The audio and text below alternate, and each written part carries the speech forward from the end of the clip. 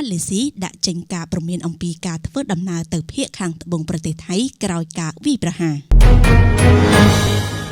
រដ្ឋាភិបាលម៉ាឡេស៊ីបានដាក់ចេញសេចក្តីណែនាំដល់ពលរដ្ឋរបស់ខ្លួនឲ្យពន្យាពេលការធ្វើដំណើរដែលមិនចាំបាច់ទៅកាន់ភាគខាងត្បូងប្រទេសថៃបន្ទាប់ពីមានការវាយប្រហារដោយការបំផ្ទុះគ្រាប់បែកនិងការបាញ់ប្រហារដែលសង្ស័យថាធ្វើឡើងដោយក្រុមឧទាមបានសម្លាប់មនុស្ស5នាក់និងរបួស13នាក់ផ្សេងទៀតកាលពីចុងសប្តាហ៍នេះបើយោងតាមការចេញផ្សាយដោយទីភ្នាក់ងារសារព័ត៌មាន Reuters នៅថ្ងៃទី10ខែមីនាឆ្នាំ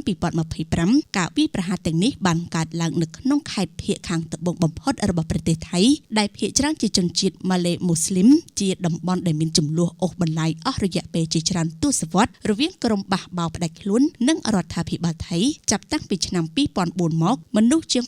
7300នាក់ត្រូវបានសម្លាប់នៅក្នុងតំបន់នេះក្រសួងការបរទេសម៉ាឡេស៊ីបានចេញសេចក្តីថ្លែងការណ៍មួយកាលពីថ្ងៃអាទិត្យដោយផ្ដល់អនុសាសន៍យ៉ាងខ្លាំងដល់ពលរដ្ឋម៉ាឡេស៊ីឲ្យពន្យាពេលការធ្វើដំណើរដែលមិនចាំបាច់ទៅកាន់តំបន់ទាំងនោះគួរបញ្ជាក់ថាម៉ាឡេស៊ីគឺជាប្រភពភ្ញៀវទេសចរដ៏ធំជាងគេទី2សម្រាប់ប្រទេសថៃដោយមានភ្ញៀវទេសចរប្រមាណ 4.9 លាននាក់ក្នុងចំណោមភ្ញៀវទេសចរសរុប 35.5 លាននាក់កាលពីឆ្នាំមុន